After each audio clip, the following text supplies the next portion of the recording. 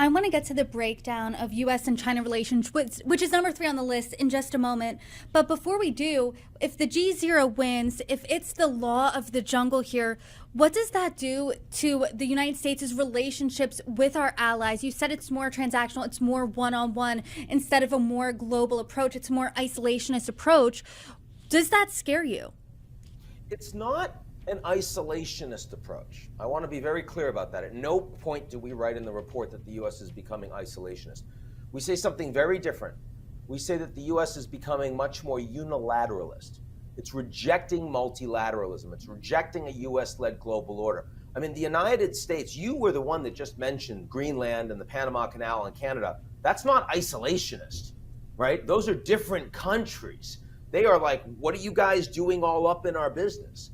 Elon Musk, right, talking about like the fact that the UK government needs to resign and the AfD needs to win in Germany, and then I'm going to do what I can to make that happen. That's not isolationist, right? That is unilateralist. That is the Americans are going to tell you what to do, and you better do it because otherwise you're in serious trouble. So what does that mean for relations with these countries? Well, these countries are in a much weaker position. And that's true for American allies. It's also true for American adversaries, which is very interesting. I mean, the U.S. political system is in decline. It's in crisis. But the U.S. is not in decline. Not America's military, not its economy, not the dollar, not its technology, certainly. So the U.S. is actually in many ways much stronger because power is relational, much stronger than other countries. I mean, if you look at how much power Trump has consolidated around him, I mean, not only did he win an election that everyone recognizes he won, but the Republican Party needs his coattails. Very different than 2017 when it was the other way around.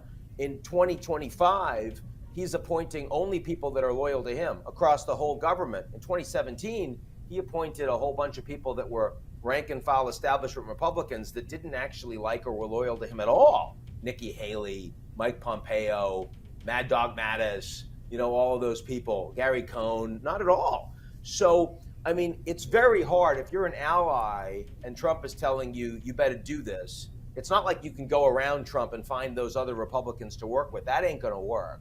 And if you're, you know, Canada with the government collapsing, or South Korea, or Germany, or France, I mean, these are, you know, G7 countries, G20 countries who are so much weaker than the U.S., not just in terms of the scale of their economy and military and technology, but also, you know, just how weak their governments are. So, you know, I think you're going to see a lot of them. They may be angry, but they're going to try to find a way to appease the United States. And that also means Elon. It's very interesting because Elon, you know, is clearly the most powerful American citizen. And he's also a part of the Trump administration after having given $250 million to it, which ain't nothing.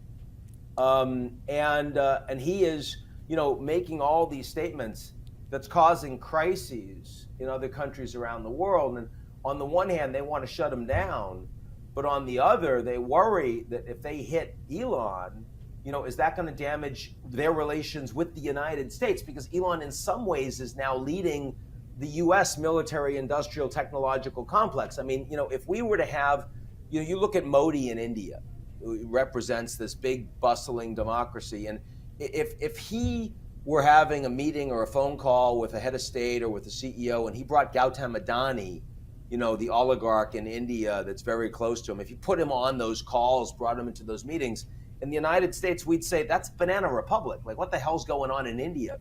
And yet, that's exactly what's happening between Trump and Elon right now, and we're normalizing it. Like, we're like, this was just the way it is. Well, if you're another country dealing with that, you know, you're very, very careful about not getting crosswise with the Americans.